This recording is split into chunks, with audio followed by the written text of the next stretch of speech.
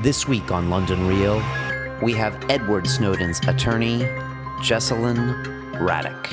Edward Snowden made the only choice he could make, which was to go outside of the United States to blow the whistle. What we're going through now, people should be marching in the streets over what NSA is doing. There has been so much fear-mongering by the government that they've been able to create an entire surveillance state. And former NSA executive turned whistleblower Thomas Drake. What I was blowing the whistle on was government illegality, violations of the Constitution, massive fraud, waste, and abuse and wrongdoing. This was raw power. This is the government saying, you know what? 9/11 is our excuse. We're just going to get the data. I was facing 35 years plus in prison. To send a chilling message. To whom? To other whistleblowers, to others in the government. If you dare hold up a mirror to the government, if you dare speak truth to power or of power, we're going to hammer you and hammer you good. London Real presents Jesselyn Radack and Thomas Drake, NSA Whistleblower. We just don't do this to Americans. That's why we had an American Revolution. Welcome back to London Real. I'm coming at you from the fabulous Old Street Roundabout, also known as Silicon Roundabout. And this is the heart of London technology startup. Hopefully you've been checking us out over at Silicon Reel, where every week we have a story from one of these startup corporations, usually in this area, not always in the immediate vicinity, but it's a very cool show, so check that out. It's siliconreel.com. But this week, the show is titled NSA Whistleblower, and I had two guests in the studio, which is quite rare. For me, I like to usually just have one featured person at a time, but this was an exception. And I was given these people's names by Annie Michon, who was our guest about 4 months ago on the episode called Whistleblower. And Annie was a former MI5 agent, turned whistleblower in the 90s. She had a run from the law across Europe, and she ended up blowing the whistle on what she thought were some really improper practices going on at MI5 at the time, and some of the other agencies in the UK. And she suggested my two guests, which are Jesselyn Radack, who is the attorney of Edward Snowden, who had just come from the UK border force here and got some harassment. And she was asked about what she was doing here in London. She was asked about Edward Snowden. She was asked about Chelsea Manning. She was actually here to give the Sam Adams Award to Chelsea Manning, and they did that. And I believe Edward Snowden had like a video link here, but she had a tough time at the border. And I asked her about this right in the beginning of the episode, and it didn't make a lot of sense to me as far as a PR move for the UK to harass this woman at the border. But she told us all about it. She's a very interesting lady, and with her was Mr. Thomas Drake, who has a fascinating story. He's a former executive with the NSA, who became a whistleblower himself. I believe it was in 2006. And, he tried to do it the right way, in his opinion. He basically tried to leak non-classified documents in a way to show the world that he didn't believe the NSA was doing the right thing when it came to data collection. And there's a great piece about him on 60 Minutes, which I featured briefly in the trailer. It's a great 15 minutes if you want to get to know his story.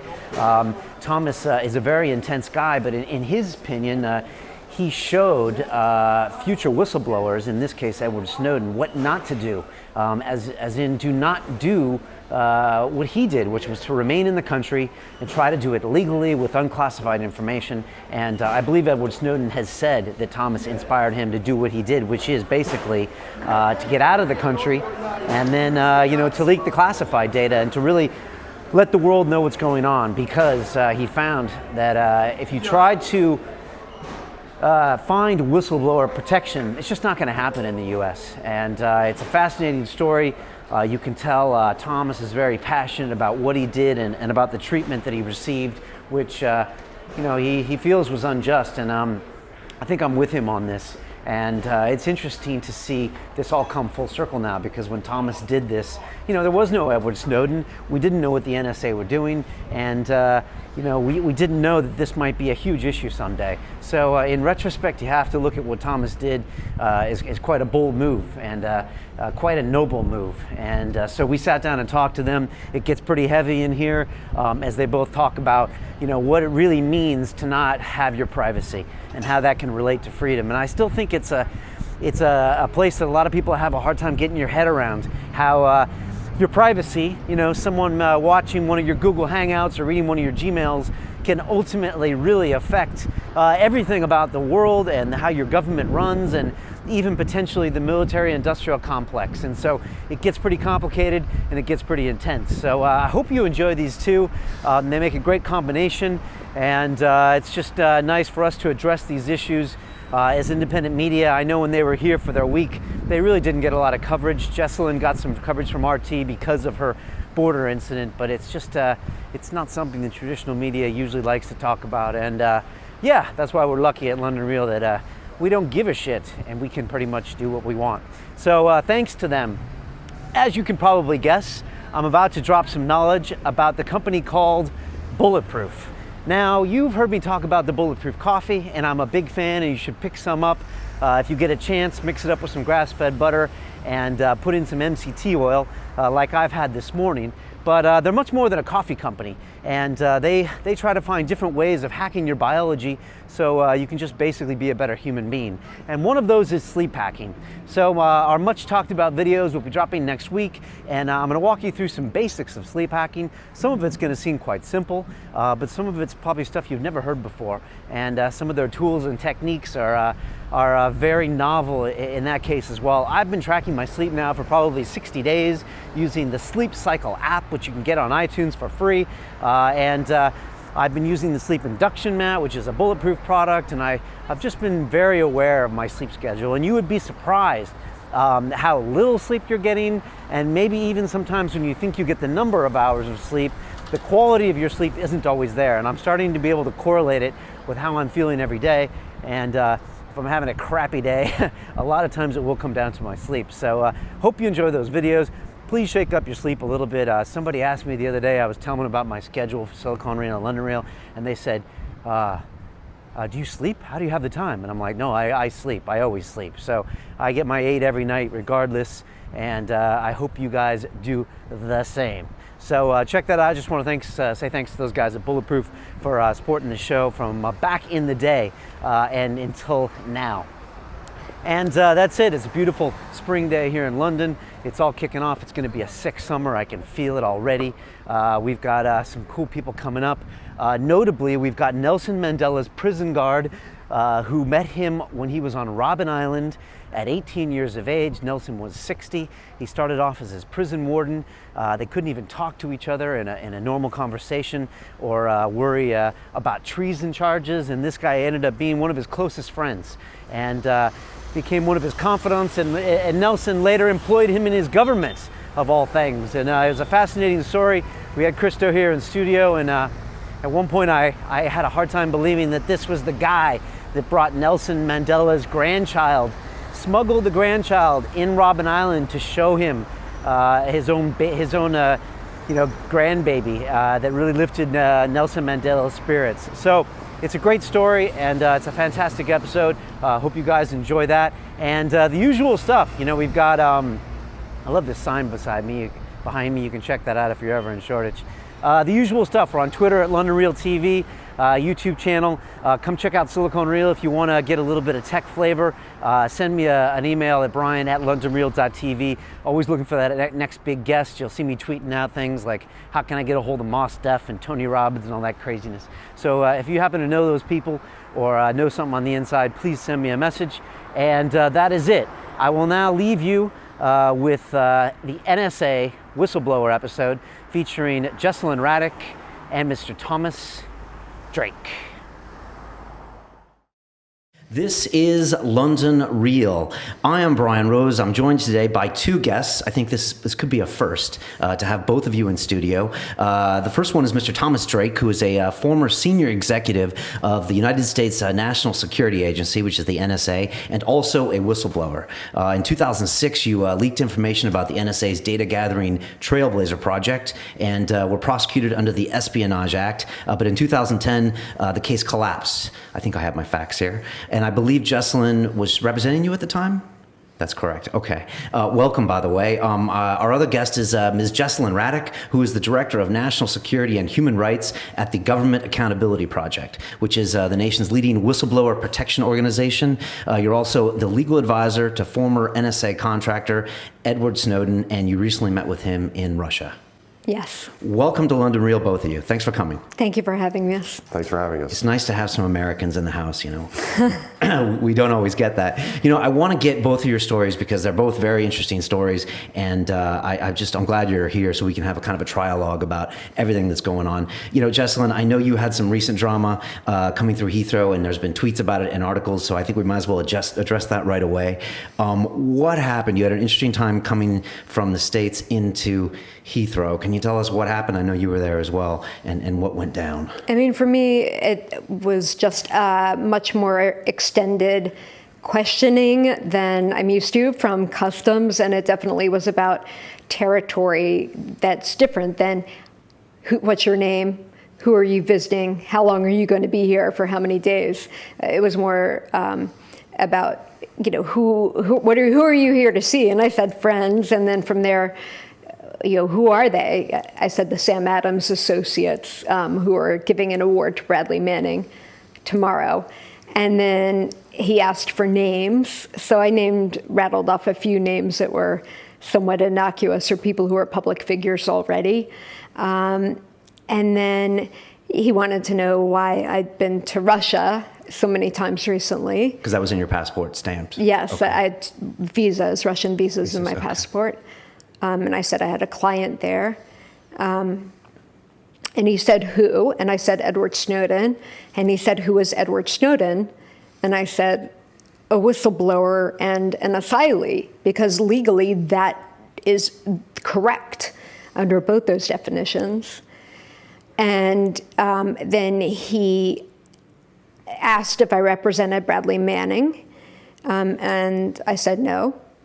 And he asked who Bradley Manning was. Again, these seemed absurd questions to be asking who are some of the most recognizable people on the planet.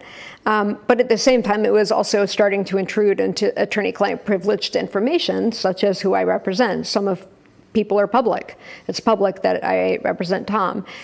It's public with Snowden. It's not public with the majority of my other clients. So it was intruding into that territory, and in a kind of a hostile and intimidating manner. Like when I said, you know, he said, who is Bradley Manning? I said, a whistleblower. And he said, where is Bradley Manning? And I said, in jail. And then he said, he's a criminal. In other words, I felt like he was kind of questioning my judgment or my answers, and that's not part of, it has nothing to do with immigration or whether or not I'm a threat to the UK. I don't know why they're questioning me about work-related, client-related stuff. I am a whistleblower attorney, so I both defend whistleblowers and bring causes of action on their behalf. So I'm not sure why I'm getting grilled about my regular job. I don't think lawyers or journalists should undergo extra security at any border. Do you think it was an attempt at intimidation? Because it seems like a really poor media move for them to do something like this in such a way, because it just makes them look really stupid. It worked. I mean, I walked away shaking and feeling very intimidated, and I was definitely upset. I was literally shaking after that because I felt guilty. I felt like, oh my God, what have I done? Or why am I getting grilled about this and getting the disapproval of, oh, you represent it. I mean, heaven forbid I represent a criminal. I mean, there are so many criminal defense attorneys, but I don't represent criminals. I represent whistleblowers. And I definitely, I mean, to the extent he wanted it to be intimidating, it was. And Thomas, you were there. Did it feel a little fishy from the start? Were you definitely targeted? It wasn't just a casual, what are you doing here kind of thing? It seemed quite clear that they knew her before she even got to the booth. Okay. She was actually specifically directed to a particular booth.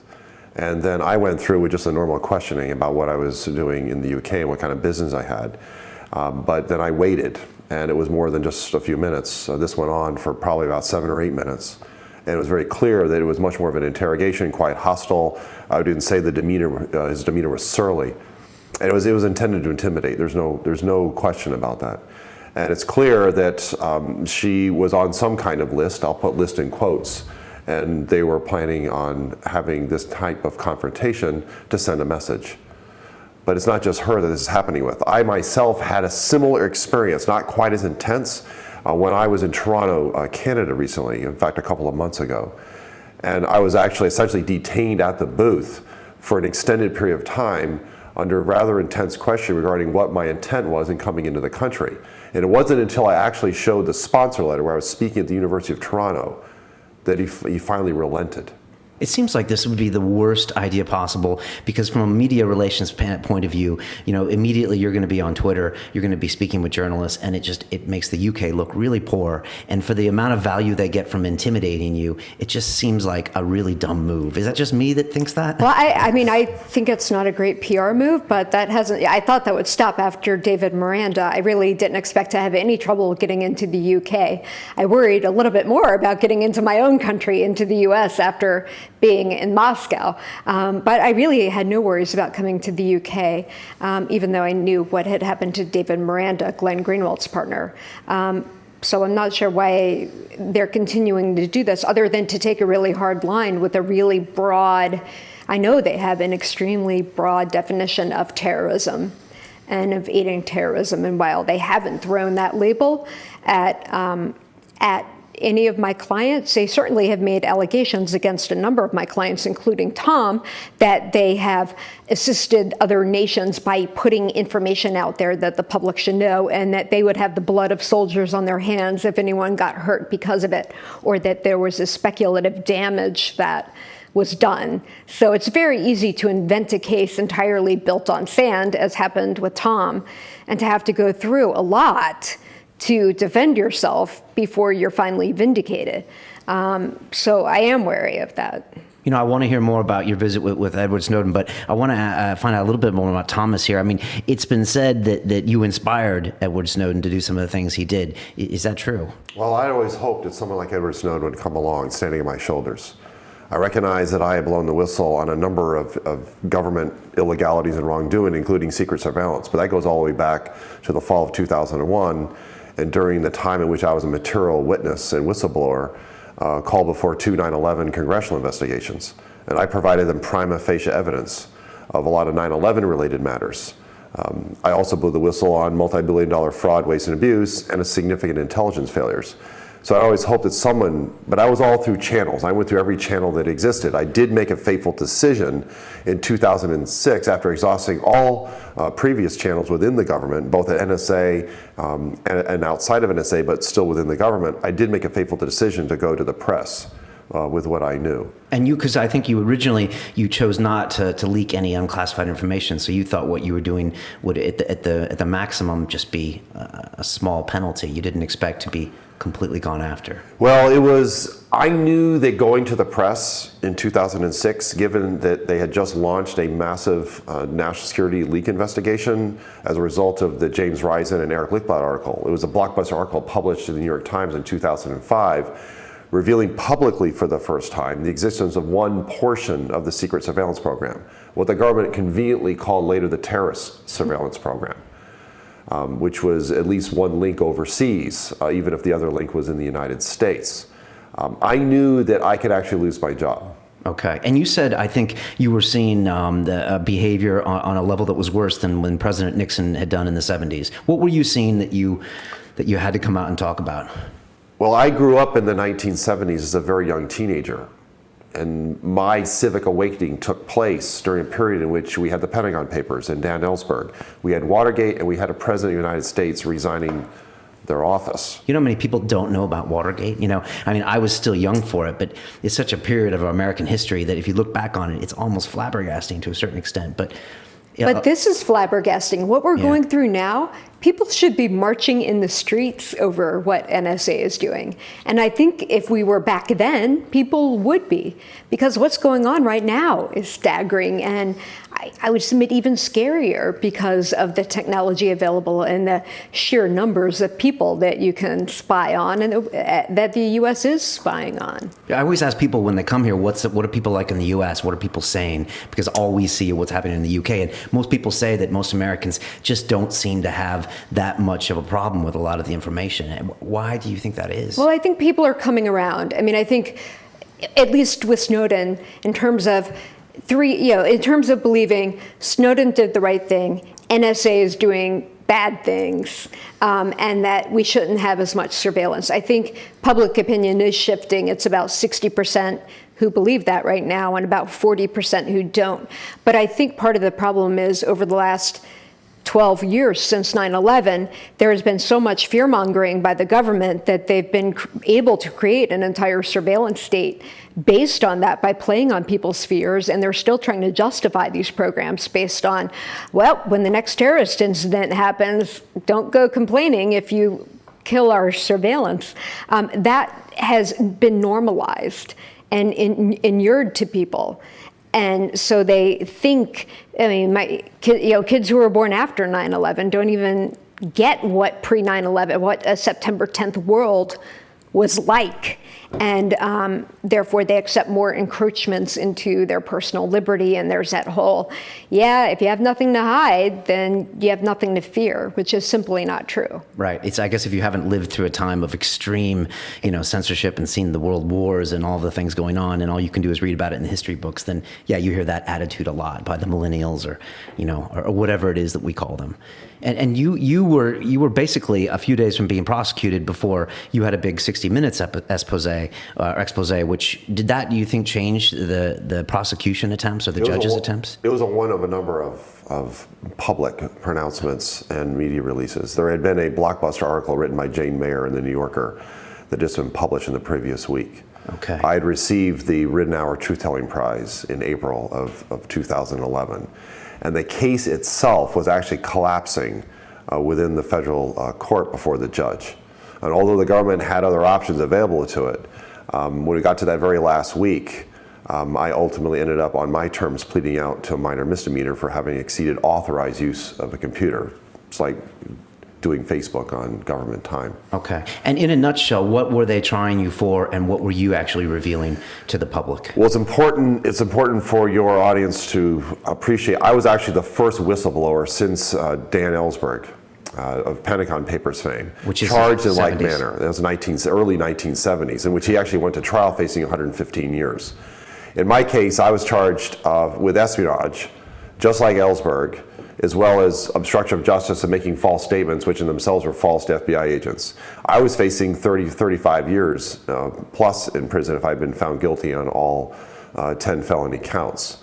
This was under the Obama administration, and this was really the opening shot, which is we're going to send the most chilling of messages, that if you dare hold up a mirror to the government, if you dare speak truth to power or of power, we're going to hammer you and hammer you good. But the media themselves, and this is Jesselyn herself leading my defense in the court of public opinion, it took many, many months to counter the meme that I was a leaker, that I was endangering national security, and that I was actually a whistleblower, that what I was blowing the whistle on was government illegality, violations of the Constitution, massive fraud, waste, and abuse and wrongdoing. And that even the major media finally came around. In fact, there was 2 blockbuster Washington Post op-eds on the eve of my public trial, editorials, that actually made the cases, wait a minute, government, maybe you were overreaching here just a bit. Maybe he is a whistleblower. Oh no, by the way, and this is hearkening back to the 1970s, which the Post was the paper of record for all of the revelations about Watergate, right, with Bernstein and Woodward, right? And without that paper, then there would be no Watergate, correct? That's right. Yeah. And so they published these really powerful editorials saying, hey, we do have an interest in government affairs, it is in the public interest. And that was quite significant for the Post as the paper of record to say so. And so I ended up vindicated. I was able to hold them off. That certainly didn't stop the government. And I didn't end up in prison, nor did I pay a fine. But at the same point, the government didn't take any PR hits necessarily for that. I mean, as far as you can't really chalk it up as necessarily a win for you because they didn't have any repercussions on the back of that. Well, I think in a way, I do think it was a win for Tom because actually the judge chastised the prosecution publicly, and that got a lot of media attention and said, you made this man's life, you put him through 4 years of living hell, and you were acting like the British with general warrants coming and trashing his house and treating him like a criminal when he had done absolutely nothing like what you said in the indictment. So Judge Bennett, who was actually a Bush appointee, actually a conservative judge, because of that very powerful statement, I think that got a certain amount of media attention. But I think in Tom's case, in Snowden's case, in all these Espionage Act prosecutions of whistleblowers, you have to win not just in the courtroom, but in the court of public opinion, because the very fact that they charge whistleblowers with espionage automatically paints them as traitors and enemies of the state. And therefore, you have this weird, messed up dichotomy, false dichotomy with Bradley Manning, with Ed Snowden, and with Tom at the time of hero or traitor. And it's neither. There are whistleblowers who revealed information that evidenced, at a minimum, stuff embarrassing to the United States, but actually, in fact, stuff that was quite illegal and that was in the public interest to know. And when the judge lambasts the government for this kind of case, are there any repercussions there? The judge can impose sanctions. He did not. The judge can ask the Department of Justice to take a look at it, to refer to the Office of Professional Responsibility. That didn't happen, but even if it did, OPR wouldn't do anything in terms of reining in the attorneys. In fact, I think the prosecuting attorney had been one of the attorneys on the Ted Stevens case, which he completely botched, and which was completely overturned, right? And then he suffered no repercussions. He had to go back to wherever he was from and spend some time with his family. But then, for unknown reasons, this very problematic prosecutor, Bill Welsh, was brought back in and given the portfolio of leakers to prosecute, under the Espionage Act. Now, you talk about inspiring Edward Snowden. What would Edward Snowden have seen from your case that he could, draw inspiration from? Edward Snowden did say, on Laura Poitras's video, that he had studied the cases of Tom Drake and Bradley Manning and other whistleblowers. And I think what he would draw on from Tom Drake's case is Tom Drake went through every conceivable internal channel to his boss, to the Inspector General of the NSA, to the Department of Defense Inspector General, and to both houses of Congress. And not only did they fail to redress his problem, they turned around and sold him out and prosecuted him for espionage. And so I think Edward Snowden made the only choice he could make, which was to go outside of the United States to blow the whistle. Because right now, there is no protection for national security and intelligence whistleblowers. So you kind of drew the roadmap of what not to do, pretty much exactly. Having done everything you're supposed to do. Right. Until I ultimately made the same decision as he did, which was I'm going to go to the press. Okay. Knowing that in his case, I remained in the United States. Look what happened to me. He knew, given the nature of my case as well as the others, that he would have to leave the United States, have any hope of securing his own freedom, let alone providing the information he needed to get to the journalists and reporters that he already selected ahead of time. I mean, this has become it's really important. This has become a really dangerous development in the United States history and for the world, that anybody who dares speak up about what's going on inside the government, particularly when the government is engaged, in this case, massive surveillance, state-sponsored surveillance, and all kinds of fraud, waste, and abuse, and redistributing massive amounts of money to support the national security, which I've said has become the new state religion. If you dare question that, if you dare question authority, we're going to come after you. And we're going to punish you so severely that even if you survive it, it will send the message to the others. And others, and I've spoken to any number of people, including reporters, even long-term, what we call deep sources, are increasingly reluctant to speak even off their record with reporters because of their fear that they'll be discovered. And these are people that work within the government. I mean, I have to take extraordinary precautions myself in terms of security, and even with my own very significant technical background, to even begin to have communication with a reporter, knowing about the secret surveillance program, the very secret surveillance programs we're finding out in extraordinary detail from all the Snowden disclosures, how far they have actually metastasized what I was eyewitness to at the very beginning, the foundation for all of the secret surveillance that took place in the intervening 12 years. So 12 years later, Snowden has essentially the full documentation of just how far this surveillance apparatus has gone, not just in the United States, but in partnership with the Five Eyes community, particularly with GCHQ in the United Kingdom, but as well as the mass surveillance that it's conducting against other countries and completely innocent citizens. And the nature of the surveillance state is such that anything is suspicious. And by definition, you're always looking for suspicion-full activity. And so you end up in the pathology of surveillance. You're always looking for more information. You're always looking for more data. And for me, it's particularly egregious because during the latter years of the Cold War, I actually flew as a cryptolinguist, a German-Russian linguist, on RC-135 reconnaissance aircraft, monitoring the Warsaw Pact, monitoring the Soviet Union. And in my particular case, I became an expert in my particular discipline on East Germany, a fascist surveillance state, never imagining that the playbook in which they conducted surveillance would be used as a template for state-sponsored surveillance in the United States on a far, far broader scale. They've actually interviewed former Stasi officers who just marvel at how far NSA has gone with surveillance, and just drooling at what would have been possible if they had had the technology of today back in the 60s, 70s, and even 80s. And yet they developed an extraordinarily efficient, monstrously efficient mechanism to collect all this information, paper-based, indexed, but they pretty much had records on everybody within that country. We're talking about something that makes that look mild by comparison. And although the United States is not in East Germany in terms of being a fascist state, it certainly has much of the characteristics in the virtual space of a surveillance state. I haven't heard that analogy before. It's very telling, that one. What were your thoughts when you heard about what Edward Snowden did, like the day of or the day after? What was the first thing that went to your mind? Well, I was actually on a train. We found out he actually self-disclosed through the reporters. That was part of his request, that he wanted to be known. And in some ways, he also had studied the cases that had preceded him, including mine. That was actually quite rare. What did I say? I'd always hoped, again, this has been the case, I'd always hoped that I would inspire others to come forward with fuller documentation that would be provided in the public interest to the press so we could all see just how far this had gone. See, none of it has surprised me, none of the disclosures from day one.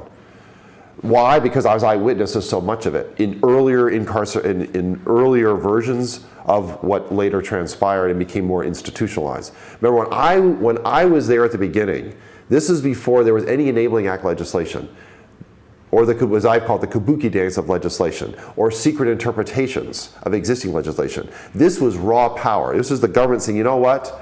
9/11 is our excuse. We're just going to get the data. And that's what I was told in those early days and weeks after 9/11. You don't understand, Tom. We just want the data. So they unchained themselves from the Constitution. They completely bypassed the Fourth Amendment. They're in complete violation They're violating the rights of U.S. persons on an extraordinarily broad scale. I said it then, I've said it publicly. The United States was turned into a foreign nation for the purposes of blanket, dragnet electronic surveillance. Right. For a non-techie who's been defending people under the Espionage Act, with Snowden, even just with that first article, the FISA order that gave Verizon permission to do bulk collection on its customers, it was a holy shit. Like, oh my God, if that was the only revelation alone, that would have been pretty cataclysmic, because for once it finally cracked open a door that had been so tightly shut and held so secret for so long. And it was finally a definitive, Tom made a crack, but this actually, you really got in there. And then to keep having disclosure after disclosure, and it would follow a pattern whereby the US government would deny and lie, and then immediately the next day there would be a disclosure debunking that and showing that the US lied and saying, oh, well, we don't collect content, we only do metadata. And then they have the article on Prism. And so it's been following that pattern. And I said to Glenn Greenwald, it's like fireworks every day. Right. This is lifetime event. I mean, we wouldn't be having this conversation if Edward Snowden didn't divulge this. And this is open light on all of these things. And now we're actually having a discussion, and we can actually talk about how ridiculous this is. People weren't necessarily even talking about that before. Right. With Tom Drake, I mean, his case did get a lot of attention, but with Tom Drake and Bill Binney, I mean, they've been out saying pretty much a lot of these programs, talking about them in their embryonic stages. But it was hard without the actual tangible evidence for people to really get that there is an order that completely exceeds the jurisdiction of some secret court that authorizes a telecom to like spy on its own customers and give that data to the government. How do you get involved with Edward Snowden? And why do you get involved with him?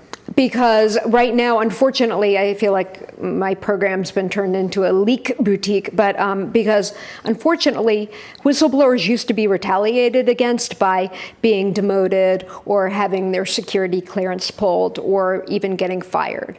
But in Tom Drake's case, the government crossed the Rubicon, because as much as the government has retaliated against whistleblowers, it had never actually indicted one, much less continued with the prosecution of one.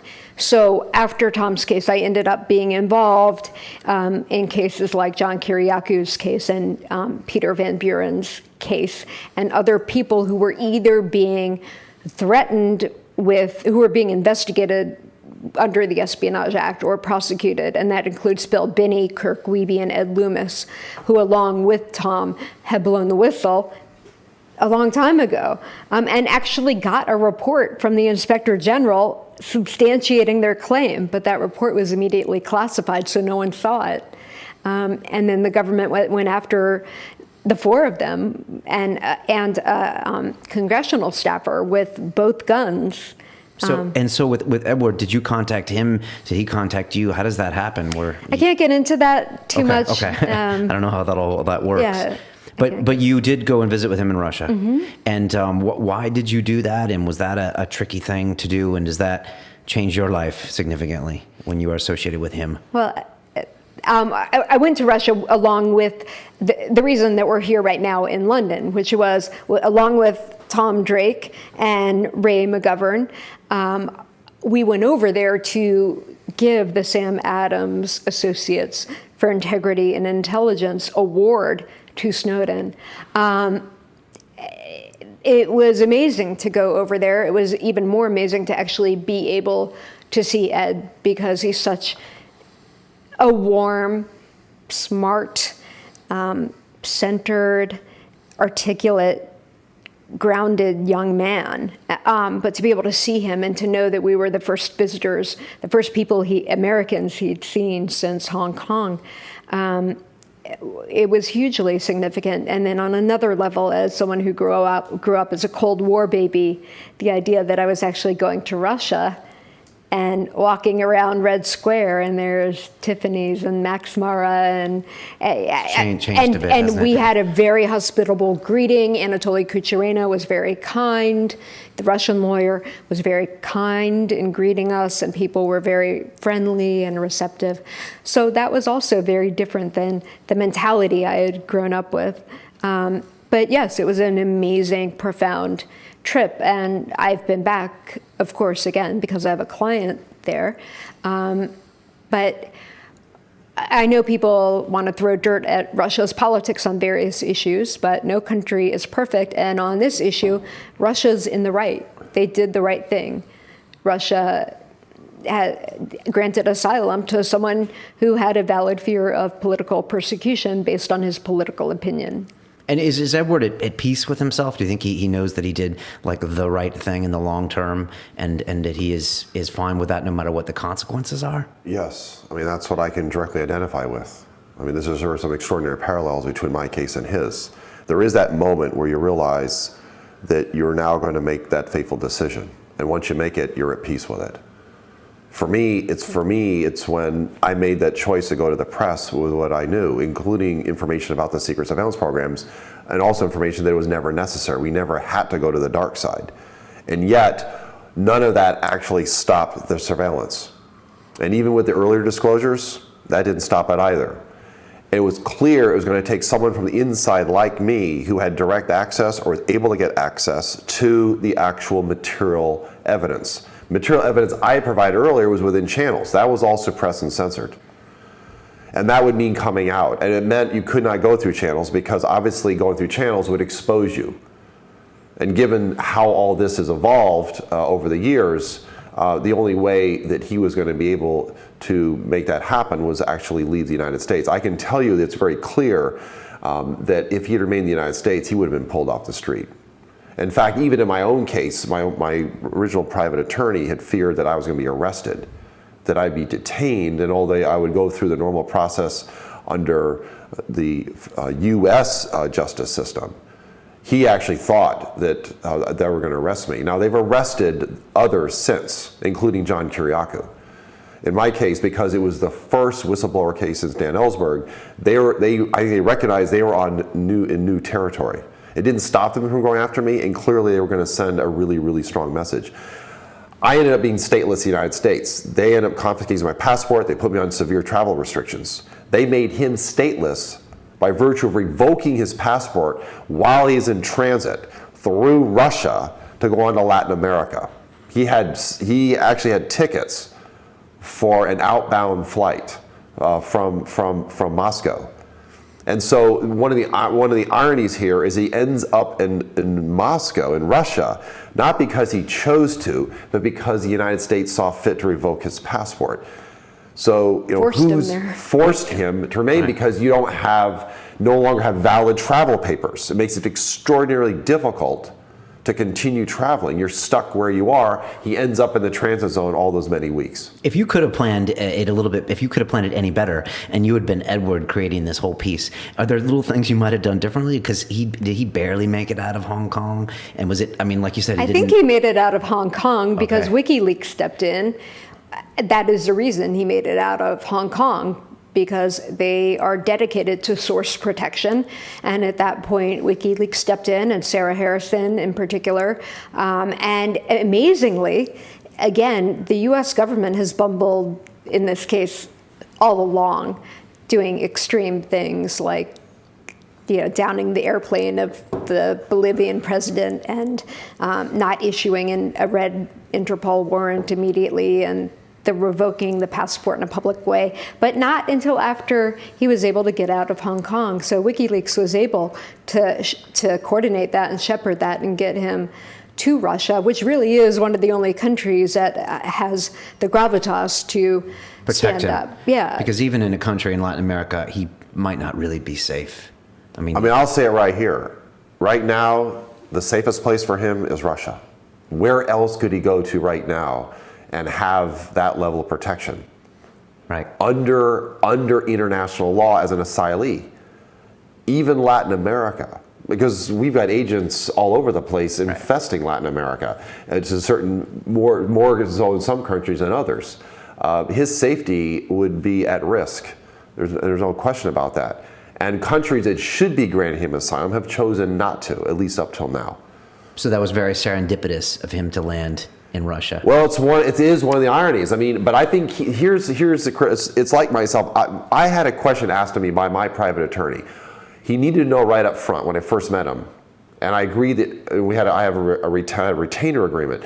He said, Tom, I need to know an answer to this question. Are you willing to go to prison? I said yes. Good. He says, otherwise we'll just plead this out and maybe a few years in prison and you're back to your life again. I said, no, I'm willing to go to prison for this. He needed to know right up front.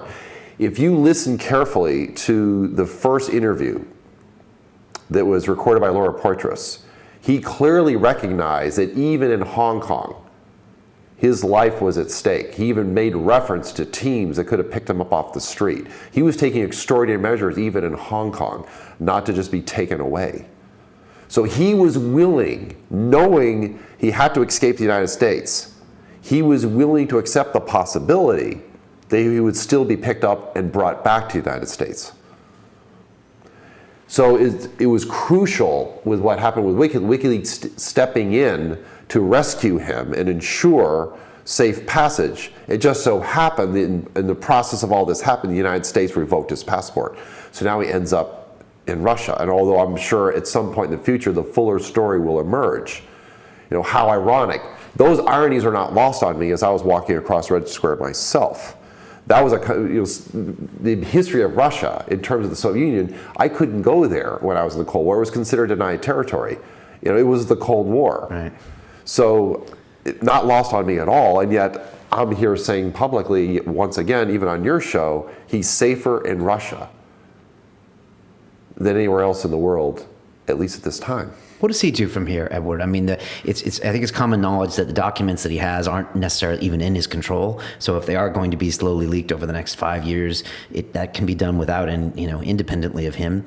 He obviously wants to probably stay away from the U.S. Depending on if there's some type of plea bargain. Well, what does he do if you're Edward? I mean, I think ultimately, he is very patriotic. He wants to ultimately come back to the U.S. He would love to be back in the U.S. because his family and friends are all there, his life.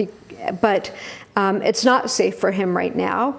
I think as things calm down and as the public around the world globally, as well as within the United States, begin to realize that he actually did a tremendous public service and this courageous act of whistleblowing, I think once people have a better understanding of that, it can be safer for him to explore other possibilities if he wishes. But right now he has asylum in Russia, temporary asylum.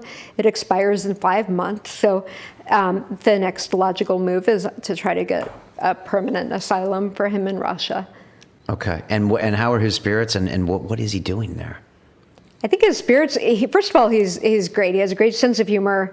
I think he is plenty busy monitoring all the changes that are going on around the world in terms of reform. There are 24 bills on the floor of Congress in the U.S. alone. The European Parliament is also struggling with this issue and just issued a report. Germany is now building its own infrastructure for the internet to avoid having to cross through U.S.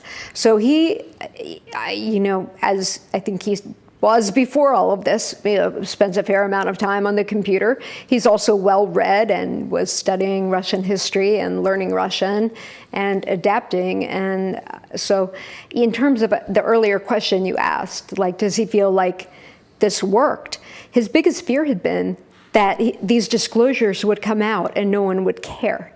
The fact that it's ignited a worldwide debate, he said, yes, I feel like I accomplished what I set out to do. I've created the debate.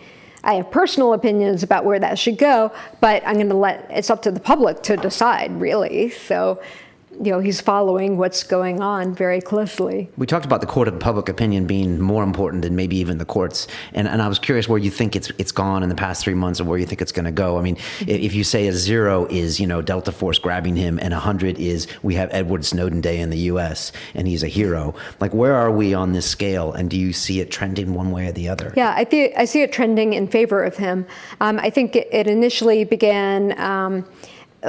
we had this 1 week in which the White House's own handpicked internal review panel recommended that the bulk collection program be ended. And that was followed by some of the biggest tech giants meeting with the president and telling him that Snowden should get amnesty and that this kind of bulk collection needed to end. And then a federal judge issued an opinion saying that this program was likely unconstitutional. And then after that, you get the Privacy and Civil Liberties Oversight Board, which also recommends that the bulk collection program end. So I feel like this case being about 1% legal and 99% political, I feel like Snowden's political capital has been increasing and his bargaining power. I feel like we're turning the Titanic in terms of public opinion, and I think people are beginning to realize he's not the bad guy here. And in fact, the bad guys are the ones who should be facing the music, like the director of national intelligence, who lied to Congress under oath on camera. None of these people have been held accountable. The director of NSA, the director of national intelligence, all these people who have lied to Congress and perjured themselves and created and run these programs, none of them have been held accountable. It is a felony every single time they collect information on people without a warrant. And if you think about that happening on the scale of billions of times per day, it's almost inconceivable how many criminal violations have occurred because of these programs. Understood. Tom, you used to be at the NSA. 60 Minutes did a big expose about the NSA a couple months ago, and they went in and talked to everyone there. And at the end, they asked them about Snowden, and these guys had some really visceral reactions to Edward, something along the line of, you broke the code, you did what everyone in the NSA knows not to do. And I just wondered if you saw that and how that makes you feel. Do you, understand what that is? Were you forced to deal with that kind of mentality? Yeah, I was treated in a very similar manner. I mean, that type of language was used by others. Can you explain the mentality in the NSA? Well, I have to remember, NSA is an institution. They're a very secret organization. They were literally created by just a stroke of a pen by the executive branch. It was not legislation from Congress in 1952 under the Truman administration. Their institution is secret. They protect the secrets. So if you violate that, and it's not an oath, by the way, some people have called it, the only oath that I took was to support and defend the Constitution of the United States. It was not an oath to secrecy. It was not an oath to the president. But in that institution, you protect the secrets. You protect the institution. So if anything is going to make us look bad, you will receive punishment. And what's happening now is if you expose government wrongdoing and illegality, if you expose the surveillance program, that's criminal.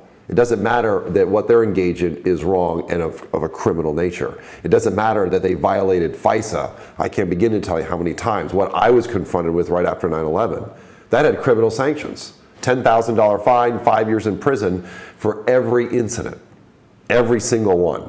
That meant one unauthorized, warrantless surveillance, electronic surveillance of a U.S. person by definition. You violated the U.S. code, the criminal code.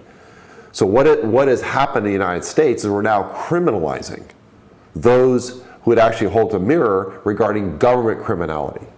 And yet it's the government that holds the power, and that's what makes it so dangerous in the United States to speak up about this. And when you see those people with such a hatred towards Edwin, do you think that's the old guard? Do you think the new guard at the NSA is realizing that they need to change their ways? I would just say that 60 Minutes piece was really a propaganda piece, and shame on 60 Minutes for doing that. In fact, they intentionally featured someone playing with a Rubik's Cube, which had been Edward Snowden's signal to Laura Poitras and Glenn Greenwald. They featured a bunch of young people, rah-rah, saying how great NSA was. But I do believe that is the old guard, at least in the current hacktivist community. Will NSA recruit some of them? Yes, people who would be white hat hackers. But I do think the technology community is changing enough. I mean, NSA was the most secret agency. No one had a clue what it did or even if it existed. NSA, no such agency, never say anything. NSA. And now everyone, it's a household word. And I think people see it as this entity. It's going to have to change. I mean, Tom, you said that they need to completely dismantle and subsequently rebuild the entire organization. I think you said that. I have said that. In the best of circumstances, they need to collapse the organization. They really do. Is there a place for an organization like an NSA under strict controls and real oversight? Yes. But you have to remember, the history of NSA, if people actually read about it, they'll find out that NSA routinely violated even U.S. law, even in secret. It all came to a head in the 70s. This is where history is not kind. And if we don't learn the lessons from history, we're doomed to repeat them, as I recall from a famous philosopher. This is a case of history is repeating itself, but on a much, much larger scale. We've never seen, combined with the technology today, a surveillance apparatus of this scope and scale. And it feeds itself, and it protects itself, and it uses this intelligence it collects for many other purposes besides, quote unquote, the reason why we collect all this is to keep us safe from terrorists. Look, even they have had to admit that the 54 incidents or so-called terrorist events that were discovered or blunted or prevented ostensibly by the secret surveillance program, it turns out there's only one that they can even point to. Even that one is highly questionable because traditional law enforcement, no doubt, and had already discovered it. So what does that say? We've spent all this money. We've created this massive apparatus that is violating our rights, not just sovereign citizen rights in the United States, but the sovereign citizen rights of people around the world. For what? What do we ultimately get in return? And Edward Snowden has put, this is what is so important about Edward Snowden's disclosures. We're now finally having that real debate. We're now finally having that real conversation. Do we want to live in this kind of a future? Do we want to live in a future where the Winston of 1984 has to crawl into a corner because that's the only place that the surveillance cameras cannot see him, which means they know where he is? Do we really want to live that kind of future? I don't think so, and most people are confronted, but see, so much of the activity had gone on in secret. And obviously the government wanted to keep this secret because they no doubt knew, as if my case is any example, that revealing what was going on inside the government, people would object to it. And as the judge himself, in my case, when he excoriated the chief prosecutor, we just don't do this to Americans. That's why we had an American Revolution. Here Jesselyn and I are in the United Kingdom, a place where is my second home. But it also, over 220 years ago, we ended up having a constitution. Why? Well, that came out of a revolution. And that first American Revolution, as more than a passing student of politics and history would say, looking at what were the primary reasons why we had the revolution. Well, because of egregious usurpations of power by the crown, where you just show up at a person's house with a piece of paper and say, hey, I can take you away, I can take all your effects away, I can rifle through all your papers. And you have no recourse or defense. Or under the First Amendment, if you're associating with somebody and we don't like it, if you say something that we object to, we can put you in prison or in the stockade. Is that really what we want in this country? But that's what's happening. I mean, I've said my case ultimately was always about, it was really a First Amendment violation. It was ultimately about, can you actually speak about the inner workings of government? Even when they're doing wrong, even when they're violating your rights, whether it's our rights or the rights of sovereign citizens around the world. That's precisely the conversation that Edward Snowden has ignited. But even he was worried that it wouldn't happen, in spite of prima facie evidence of an extraordinary nature that actually says beyond any shadow of doubt that this is precisely what we're dealing with. You don't have a FISA order, which I was well aware of those FISA orders. I was aware of the FISA orders even under the Bush administration. Right? The FISA order, which was before we had no FISA orders, then we had this secret agreement with the court where you know about our activity, but we don't have to have any paperwork from you.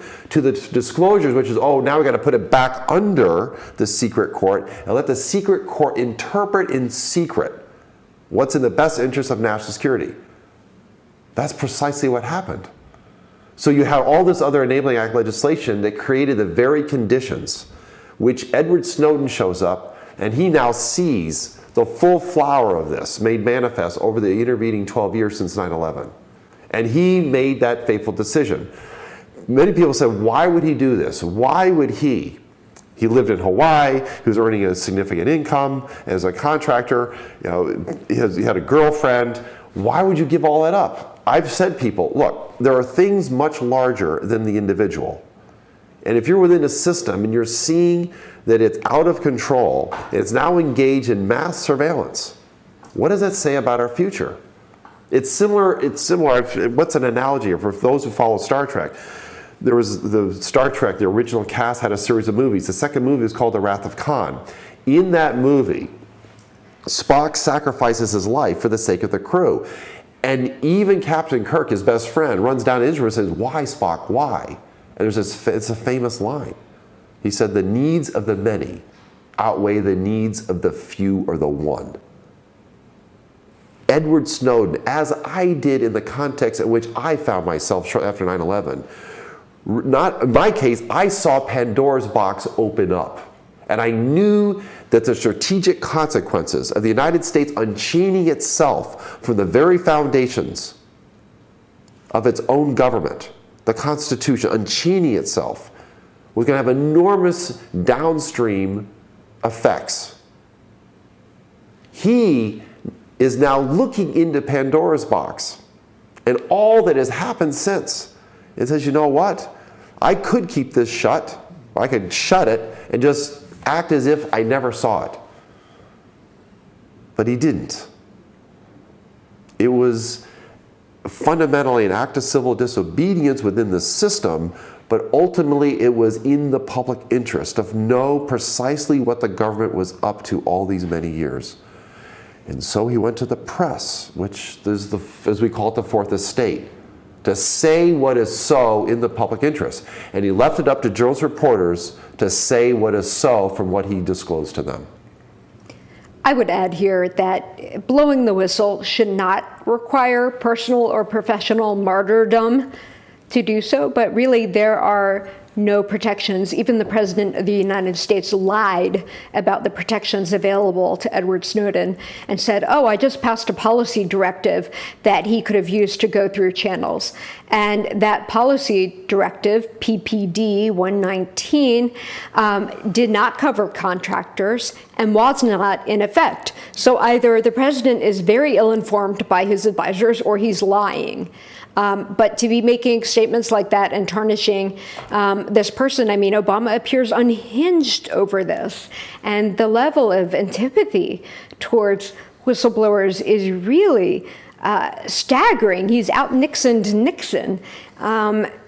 He's really completely undone by this phenomenon of leaking. And my answer to that is that if you want to stop leaking, have meaningful, real whistleblower protection legislation. Right, the opposite of what he's doing. Exactly. Everyone is listening to this, around the world when they're watching you two speak, and I think people are probably thinking, where do we go from here? Because a lot of people will be outraged, and then they'll go back to their same behaviors, and maybe we'll try to elect similar officials, and there won't be any real big changes. So what do you tell people that they can actually do to try to affect change in some way? For me, I tell people, okay, most immediately, I live in DC, so I don't have a voting representative in Congress, but everyone else does. And you can there are mechanisms on the internet by which you can easily contact your member of Congress and tell them you support the USA Freedom Act and you're against Dianne Feinstein's, whatever she's calling it, her legislation that would be worse. That's an immediate thing. But on a bigger scale, I think people are becoming more savvy, and you can encrypt what you do, and you can take protections. People used to do privacy settings on Facebook, and we realize now that that was meaningless. But if you're a lawyer, you should be encrypting your communications. If you're a doctor, you should be encrypting your communications with patients. If you're an accountant, you should be encrypting your communications with the client. Why should the government have access to that? It is pretty easy to use PGP, pretty good privacy, learn basic encryption. I think kids are savvier to this. I know my kids have managed to block me on Instagram and every other thing they've been doing. And they understand the idea of encryption and the idea of having private worlds better than I do. But yes, government reforms are going to occur or not occur or occur in a half-baked fashion. But the technology actually can drive this.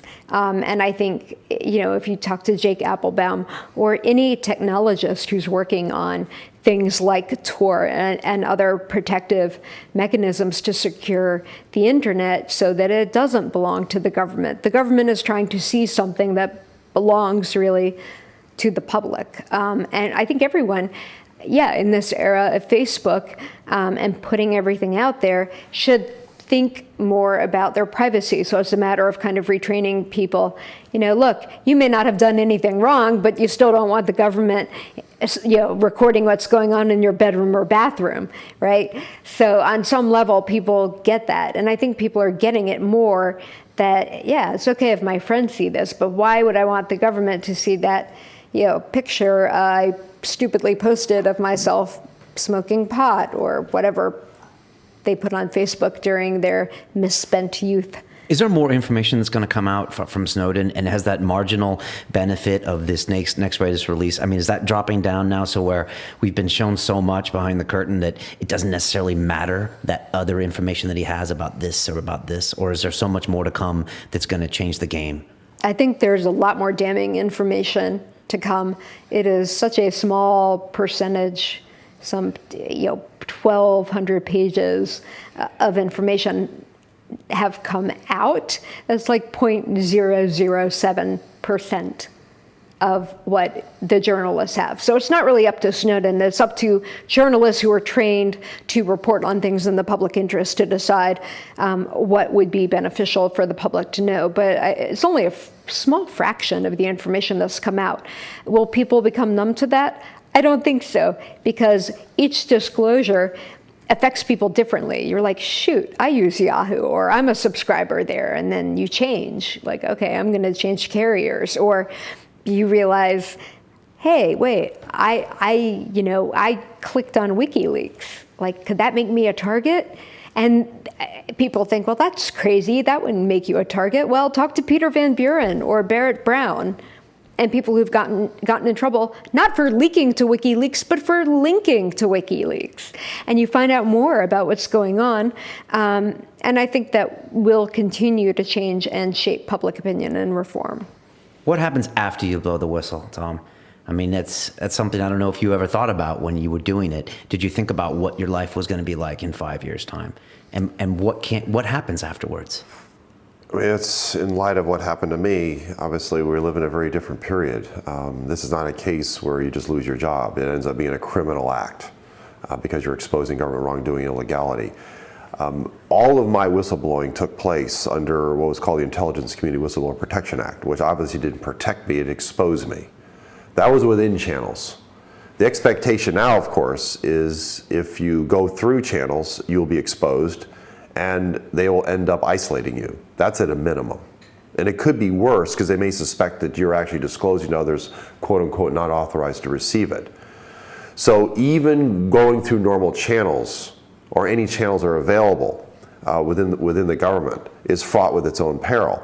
Now, what's the third rail? The third rail is going to the press, especially in today's environment. And so what can you expect? You can expect that you're going to be put on not just a passing list, you're going to expect to be a primary target. And you expect that the surveillance apparatus is going to find out everything there is to know about you, just like they did with me. So going back through any and all records that they know within and without the system. I mean, I was extensively surveilled, both electronically and physically, over a number of years. And so just imagine your entire life being subjected to a really extraordinarily powerful electron microscope, and over a number of years they keep drilling down and drilling down and drilling down to learn everything there is to know about you. Were you impressed with what Edward was able to do? I mean, we hear now that he was running, crawlers, throughout the government sites and really going that extra mile to get all of that information. I mean, for someone that's been in there before, were you impressed by the moxie of him to stay in to gather all of that info? I don't use the word moxie. I mean, we have to remember, this is one of the paradoxes of the surveillance state. He's of the internet generation. He doesn't know a life that's previous to internet. He grew up with computers. It's the virtual world. He's extremely comfortable sitting in front of a computer and all the various technologies that go with that for many, many hours a day. I'm familiar with that environment because I myself have been in spaces where I spent many, many hours in front of a computer. So living the virtual space. Now, given his particular job and function, This is not something that's been brought out very well, or it's been mischaracterized. It is beyond just being a system administrator. He had extraordinary abilities. These are the type of abilities in terms of internet age that the government lacked. And so one of the paradoxes is that they had to hire people with his skill set, often without traditional education or from traditional schools, because only they had lived this space or had the skill sets necessary to work that space. And we're actually talking about skill sets beyond just being a power user on internet and a power user of computers. We're talking about the kind of skill sets that I myself used to demonstrate when I was in a very technical career field, even when I was a contractor at NSA, where you're down inside the network, you're at the code level, you understand the topologies of networks, you know how they work. And in his case, because of the nature of the job, you have to be able to range across the network. You have to be like Tron, the movie. You're living inside the network. That network would have given him extraordinary reach to many, many parts of NSA, including where a lot of things are stored. Because increasingly in the digital age, just like myself, I went digital many, many years ago. I was one of the early adopters. That's why when the FBI came to my house and took away all the electronic media, I remember coming back inside after they left. Not just empty because of the absolute violations of my personal privacy, knowing it would never feel the same again, but they had taken away my life. They took away all the computers. They took away electronic media. They took away pictures. They took away everything that I had grown up with. And I'm not from the internet. I'm a Cold War baby, because that's when I was, but I also flew missions during the Cold War. But here, this is the digital age. I had gone digital. So when that life is removed, it's like, oh, that is who I am. So it's important to understand that those who have that skill sets are very comfortable living in that space, but they can also live in both worlds at the same time. And this is really the new world. What's the other side of this? What's the dark side is having these kind of networks and this kind of reach and the access. And this is where I think a lot more is going to come out, particularly in relationship between NSA and the extraordinary relationships with certain companies, where the point is what's the difference? That's why a lot of the debate right now about where does the Section 215 mass surveillance data needs to go. Well, what are we going to do? Give it back to the companies? They themselves are pushing back. You can have some kind of third party. It doesn't matter. Given what NSA already has in place, who cares where the data is? They're still going to get access to it, or there'll be ways in which they can have access to it. It's important to understand that. You don't actually have to have the data sitting inside your system to have access to it. Given the nature of surveillance state, you get the access through other means. In many cases, its access is done by gagging the very companies. You come to them and say, you know what? I have either a piece of paper or under this Enabling Act legislation, you have to cough up or give me access because it's for national security purposes. Right. So for those who live in that space, whether it's the hacktivists, whether it's the technologists, the entrepreneurs, they understand what that is. What you're seeing now, though, is pushback. You're now seeing, and this is sort of the reality of this, is there are significant economic costs involved. If you're a company and you have a relationship with NSA, by hook or by crook, whether it's a full partnership with them, partial, or under some kind of gag order situation, whether it's FISA, whether it's a national security letter, or through other means, or you're just being hacked by NSA, there's a risk to your revenue stream. There's a risk to your ability to actually sell products and services in the public domain or in the business domain. And that's already happening. Now, some have blamed Snowden for that. But the fact remains, this was evidence some time ago, even before Snowden. What would be the risk of having NSA so closely aligned, and others so closely aligned, with the corporate side of this, and the internet service providers, and the telcos? Well, this is in the public interest, because if I'm a subscriber, as I said I gave a keynote at the Palace Hotel a couple of years ago out in San Francisco, and I took on, they were the internet and web elites of not just the United States but of the world, And I took him to task. I said, it's one thing to monetize the data of your subscribers and then sell it back to your subscribers for a profit, because at least that's by consent. There is a terms and conditions in which I accept as a subscriber what those restrictions are. But it's a whole nother thing when you're also double dipping.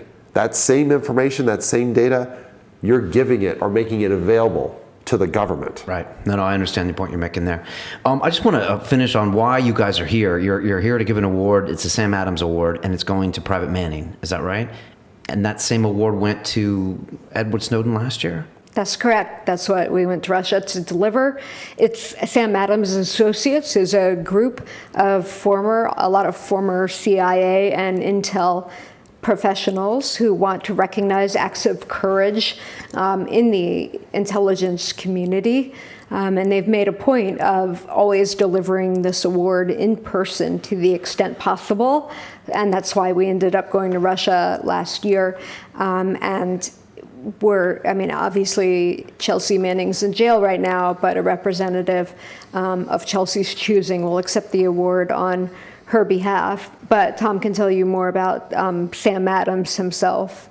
Well, there's real history. It goes back to the Vietnam era, which is really a seminal period in U.S. history, which is also the foundation in terms of what happened after the Cold War to understand what has happened. But Sam Adams actually found out about the books, the numbers were being cooked in terms of the strength of the North Vietnamese and their presence within South Vietnam. And so they made the numbers much higher than they really were. And he actually wrote a book about it.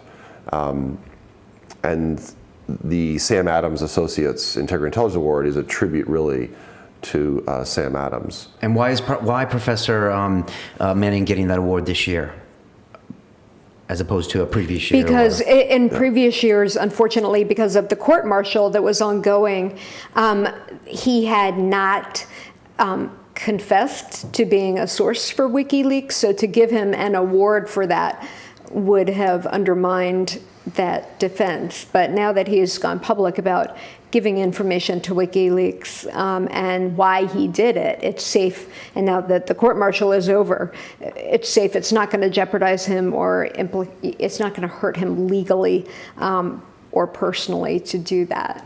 What is the state of union of WikiLeaks? What are they doing these days? What else can they do, and what are they planning to do? I don't hear about them as much as I used to. I know they do a lot of things behind the scenes. I didn't know how much they were involved with Snowden. I think they're doing a lot, actually, an amazing amount that Julian Assange has been able to do from the confines of the embassy. They're still a very active organization. I think they will soon be launching an amazing search tool. I can't get into that further. You guys went and saw him this week? Are you seeing him this week? Or we saw him while we were here because he is a prior recipient. Tom and I are both prior recipients. Annie Michon, who you know is a prior recipient. So we all try to gather once a year to the extent possible. When we went to Russia, it was myself and Tom, Ray McGovern, and Colleen Rowley, also a recipient. So we try to gather just for solidarity and to see each other. People are from around the world. But I think WikiLeaks is a strong organization and continues to make very important disclosures and will continue to do that. And certainly that model, Bradley Manning was the first whistleblower to engage in a large-scale digital so-called leak or disclosure of massive amounts of information. And Edward Snowden is a second, but I expect more of that will happen. And one of the ironies of having a secret surveillance state that is so locked down is it does create other safety valves. And one of those is people blowing the whistle. And while it may be counterintuitive, if the government really cared about stopping leaks, it would give whistleblowers meaningful protection rather than denying that protection to the very category of whistleblower you would most want to hear from, which are the people in national security and intelligence who have been engaged in the biggest scandals of the last decade, namely torture and secret surveillance. Right. What's next for you for the next year? What are your goals? What would you like to be celebrating as far as your own personal successes in, say, February of next year? I would like to go back to defending run-of-the-mill whistleblower cases and not be involved, not have any more Espionage Act prosecutions that have been brought by the government. I would like to see that practice stop. And I would like to see meaningful NSA reform. My program in national security and human rights focuses on torture, secrecy, surveillance, and political discrimination. So obviously, other prongs of that are very active as well. My ideal would be for the drone program to stop and for the massive surveillance to be reined in. That would be my ideal, and for no more whistleblowers to be criminally prosecuted. I'd also like to see provision, either the Espionage Act be repealed or reformed, and for it to contain a provision for a public policy, public interest defense, or a whistleblower defense. Very good specific goals. How about you, Tom? Well, I've dedicated the rest of my life as a result of my ordeal, and because I was able to retain my freedoms and retain my rights and retain my liberties. I've dedicated the rest of my life to defending life, liberty, and the pursuit of happiness. So any and all actions, any and all events, any and all public disclosures that bring to light, not just how far the surveillance state apparatus has gone, but also just national security being used as this excuse to violate rights and the liberties and freedoms of people, not just the United States, but around the world. And this is partly the longer view of history. History is not kind when it comes to empires. It's certainly not kind when it comes to surveillance states. Yet we also have to deal with this thing called technology. The technology in itself, which by itself is benign, is now being used on an extraordinary scale for surveillance at a state-sponsored level. And it does raise some fundamental questions in terms of who we are as individuals and who we are with sovereign rights. And I think that's the fundamental question. So anything it rolls that back. So a year from now, well, I mean, I'm out there, I'm here, the United Kingdom. The two of us are often asked to speak before various audiences. There's a whistleblower tour stop that I'm now a part of, that the Government Accountability Project sponsors. That takes us to any number of campuses. We get to speak with the future leaders of tomorrow today. And in all of those conversations, which have now been further ignited by the Edward Snowden disclosures, people are beginning to ask for themselves, what type of future do I really want to live in? And if you're in a country, what kind of country do I want to keep? So those are the kind of questions that lead to, well, how do we ensure that? How do I own my own sovereignty in the face of a government who, as we're now seeing and hearing on such an extraordinary scale, as well as other countries that engage in surveillance. The United States by no means has a lock on this. It's just, it has clearly developed the largest surveillance apparatus the world has ever seen. What does that mean for us as people? That's a fundamental question. What does it mean when that surveillance state is used for economic espionage, industrial espionage? What does it mean? Because, as Edward Snowden himself has said, it really cuts to the core of who we are as people and our own creativity and our ability to freely associate with others and our relationships. In a surveillance state, you end up splitting and dividing. You end up in this context of what's called social anomie, the fragmentation of the very essence of what it means to be a human being. Those are the hard questions we must confront, that we must answer. And it's very similar. I've gone back again because I took an oath 4 times in my government career to support and defend the Constitution. Well, that was to an idea of how to govern ourselves. It was a grand experiment. And it wasn't just going to happen all by itself. And part of the weakness of even the United States Constitution is whether the will of the people, in terms of we the people, in order to form a perfect union, would prevail. I just want to continue the experiment. That experiment of continuing to create a more perfect union. Do you ever get tired of this fight, Tom? I mean, this is obviously taking a lot out of you. You're really passionate about this. Do you ever get tired of fighting? No. Too much is at stake. I would not have done what I did, or what I have called a magnificent act of civil disobedience on the part of Edward Snowden, if it didn't matter. If you're bringing to light things that are clearly and critically in the public interest, then it's worth the fight. Is life, liberty, and the pursuit of happiness worth the fight? I would think so. Remember, I don't want to become, as I did, I was essentially the version of a Winston in George Orwell's chilling 1984. Who would have thunk, right? Who would have thunk that here we are in the 21st century facing the stark reality? Now, some people say it's not worth a fight. Some people say it's even gone. And yet I look at history. I look at I don't want to go backwards. What was the Magna Carta all about? That actually brought to the head the so-called divine right of kings to rule over their subjects. If citizens have rights, sovereign rights, and I'll say under natural law, then why would I stop a fight in which citizens just become subjects to the state? I mean, that's going backwards in terms of that long arc of history.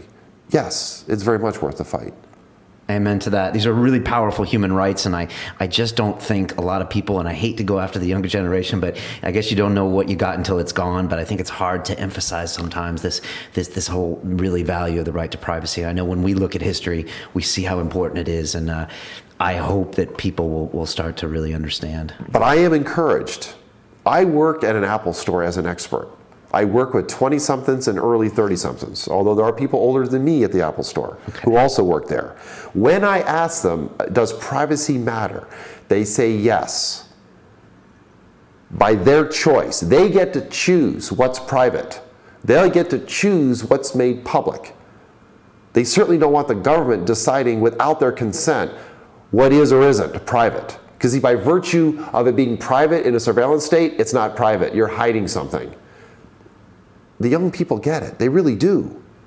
We just have to give voice to that and voice for them. And that's the voice that I give myself as part of continuing this fight, because it's worth it. It is worth it. All right. Thank you so much to the both of you for coming on. Thank you. I think people have gotten a very intimate understanding.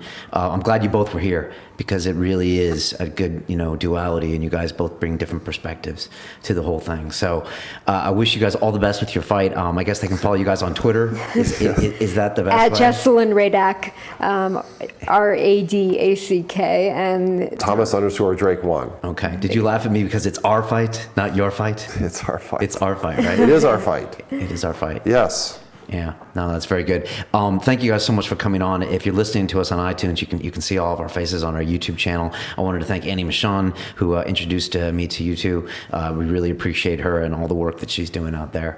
And I hope you come back and see us next time you're in London, and keep us posted on the good fight. will do. Thank you for having us. No, my pleasure. As we say on London Real, it's about the journey, and I wish you guys the best on yours. Thank you. All right, take care. You too.